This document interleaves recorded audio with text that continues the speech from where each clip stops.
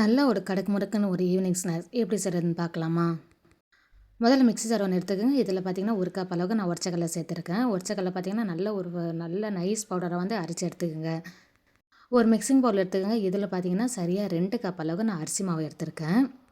இது பார்த்தீங்கன்னா கடையில் விற்கிற அரிசி மாவு தான். அதாவது நம்ம கொழுக்கட்டைக்கெல்லாம் வாங்குவோம் இல்லைங்களா, அந்த அரிசி மாவு தான் நான் எடுத்திருக்கேன். வீட்டிலே அரைக்கிறதா இருந்தாலும் இந்த மாதிரி மாவை வந்து எடுத்துக்கோங்க. சரியாக 2 கப் அளவுக்கு. மெஷர்மெண்ட் கப் வந்து ரொம்ப ரொம்ப முக்கியம். நீங்கள் எந்த கப்பில் அளக்குறீங்களோ எல்லா பொருளும் அதே கப்பில் வந்து அளந்து எடுத்துக்கோங்க. 2 கப் அளவுக்கு அரிசி மாவுக்கு 1/2 கப் அளவுக்கு நான் கடல மாவு சேர்த்துருக்கேன். ஆல்ரெடி நிறைய முறை நான் இந்த மாவெல்லாம் ரெடி பண்ணி இந்த பட்டர் முறுக்கு செஞ்சுருக்கேன். அதனால் பார்த்தீங்கன்னா நான் இதில் எந்த மாவும் வந்து ஜலிக்கலை. நீங்கள் புதுசாக யூஸ் பண்ணுறது அந்த மாவு கண்டிப்பாக வந்து ஜலிச்சு சேர்த்துக்குங்க. இது கூடவே பார்த்தீங்கன்னா அரைச்ச வந்து உடச்சக்கடல மாவு இருக்குது இல்லைங்களா, அதுவும் வந்து அப்படியே சேர்த்துக்குங்க. இது கூடவே பார்த்தீங்கன்னா ஒரு 1/2 டேபிள் ஸ்பூன் அளவுக்கு ஓமம் இந்த மாதிரி கையாலே வந்து நுணுக்கி சேர்த்துக்குங்க. 2 கப் அரிசி மாவுக்கு 1 கப் உடச்சக்கடல சேர்த்துருக்கோம். கூடவே பார்த்தீங்கன்னா 1/2 கப் அளவுக்கு கடல மாவு வந்து சேர்த்துருக்கோம். ஓமம் வந்து 1/2 டேபிள் ஸ்பூன் அளவுக்கு, சீரகம் வந்து 1/2 டேபிள் ஸ்பூன் அளவுக்கு, கண்டிப்பாக வந்து பெருங்காயம் வந்து சேர்த்துக்குங்க. நல்ல ஒரு வாசமாக இருக்கும். நாம் இன்னைக்கு பார்க்க போகிறது பார்த்தீங்கன்னா பட்டர் முறுக்கு ரெசிபி தான். இதுக்கு உப்பு வந்து தேவையான அளவு வந்து சேர்த்துக்குங்க. நான் இன்றைக்கி சரியாக 1 ஸ்பூன் அளவுக்கு நான் இதில் வந்து உப்பு வந்து சேர்த்துருக்கேன்.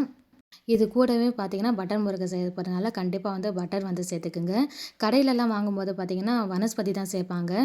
ஆனால் அதுக்கு பேரே பட்டர் முறுக்கு தான் சொல்லுவாங்க. ஆனால் வீட்டில் செய்யும்போது ஒரிஜினலாக நம்ம பட்டர் முறுக்கு வந்து இந்த பட்டர் யூஸ் பண்ணி வந்து செய்யும்போது டேஸ்ட் சூப்பராக இருக்கும். சரியாக ஒரு 3லேருந்து 4 டேபிள் ஸ்பூன் அளவுக்கு நான் வெண்ணெய் வந்து உருக்கி வந்து சேர்த்துருக்கேன். ரூம் டெம்பரேச்சரில் இருந்தால் நீங்கள் அப்படியே வந்து சேர்த்துக்குங்க. முதல்ல நம்ம சேர்த்துருக்க எண்ணெயில் பார்த்தீங்கன்னா இந்த மாவெல்லாம் நல்லா பிசைஞ்சு கொடுங்க. கையில் வந்து பிடி வந்து பிடிச்சு பாருங்கள். பிடிக்கும்போது இந்த மாதிரி வந்து பிடிக்க வரணும். இது மாதிரி உடைச்சி விட்டால் அழகாக வந்து உதிர்த்து விழணும். இதுதான் சரியான பதம். இதில் நம்ம பார்த்திங்கன்னா பட்டர் வந்து சரியான அளவில் நம்ம சேர்த்துருக்கோன்னு சொல்லிட்டு எடுத்துக்கலாம். இதுதான் பட்டர் முறுக்கான சரியான மாவுக்கான பக்குவங்க. இதே மாதிரி வந்து மாவு வந்து ரெடி பண்ணிக்கோங்க.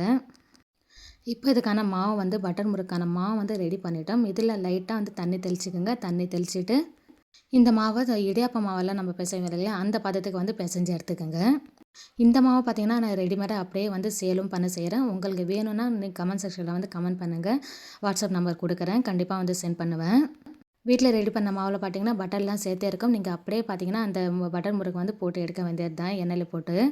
மாவை நல்லா பிசைஞ்சது பாருங்கள். இந்த மாதிரி அழுத்தம் கொடுத்து பார்த்தீங்கன்னா அழகாக உள்ளே போது பாருங்கள் விரல். இதுதான் சரியான பக்கத்தில் நீங்கள் கலந்துருக்குன்னு சொல்லிட்டு எடுத்துக்கலாம். இப்போ ஒரு சின்ன உருண்டை எடுத்துக்கலாம். பட்டர் முறுக்கான அச்சு பார்த்தீங்கன்னா நான் இந்த அச்சு தான் வந்து எடுத்திருக்கேன்.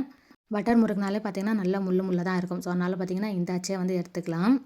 இதை வந்து அச்சை வந்து ஃபிக்ஸ் பண்ணிவிட்டு நம்ம ரெடி பண்ணி வச்சுக்கிறேன். இந்த மாவை அப்படியே தூக்கி போட்டு நம்ம பட்டர் முறுக்கு வந்து போட்டு எடுக்க வேண்டியது தான்.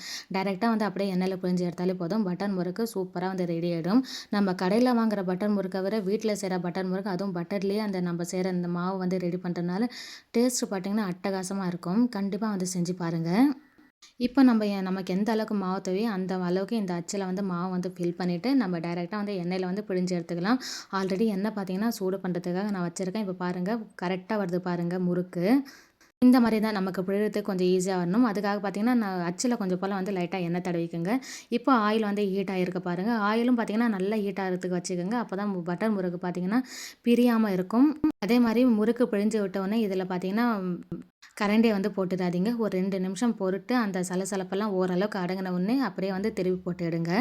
சூப்பராக மொறுன்னு பட்டர் முறுக்கு வீட்டிலே பார்த்தீங்கன்னா ஒரு 15 நிமிஷத்தில் ரெடி பண்ணிடலாம். அதுவும் மாவு ரெடியாக இருந்ததுன்னா ஒரு 5 நிமிஷத்தில் ரெடி பண்ணி சாப்பிட்லாங்க.